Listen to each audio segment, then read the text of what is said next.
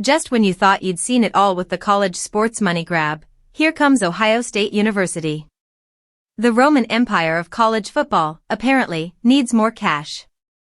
Ohio State President Ted Carter told USA Today that revenue sharing in the Big Ten, meaning more money for elite television properties, is going to be a conversation over time. To that I say, the team that shelled out $41 million in 2024 to buy a national championship, the program that makes more money than anyone not named Texas, is somehow bleeding cash. Pray for them. Carter admits there are only a couple of schools that truly matter in the Big Ten. His two? Ohio State and Michigan. Everyone else, he implies, is just background noise. But before we dive further into this nonsense, let's revisit last year's win-at-all-costs balance sheet. The head coach with a salary in the 8 figures, the assistant staff commanding more than $11 million, and a player payroll north of $20 million in nil deals. That haul kept upperclassmen from bolting to the NFL and lured star power from the transfer portal. Without that cash, there is no national title. They bought a quarterback, a top running back, the best defender in the toughest conference, and a cornerstone lineman. That's not development, that's procurement. And the price tag has Ohio State searching for the next revenue stream, which always leads back to television money. Now comes the shocking twist. Ohio State is willing to link arms with Michigan, its hated rival, to demand more.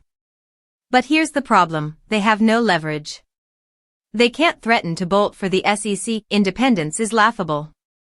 Yet they want more, simply because they believe their brand deserves it. The Big Ten, for decades, has stood on solidarity. Teams like Maryland and Rutgers waited years for a full revenue share. New arrivals Washington and Oregon won't see full payouts until the end of the decade. And now Ohio State and Michigan believe the rest of the conference should sacrifice their own growth to pad the giants. But the value isn't in individual brands, it's in the strength of the league. The SEC has dominated because it embraced collective success. 6 programs, 16 national titles since the mid-90s. Meanwhile, the Big Ten has only 2 true contenders, and both now want special treatment. That model fractured the Big 12 when Texas and Oklahoma demanded more, and it destroyed the Pac-12 when USC and UCLA pulled rank. When the biggest brands start asking for exceptions, the foundation crumbles. Ohio State and Michigan aren't just chasing dollars, they're asking for built-in advantages. That's not ambition, that's danger. And so the Roman Empire reaches again for more gold, blind to the cracks forming beneath its throne.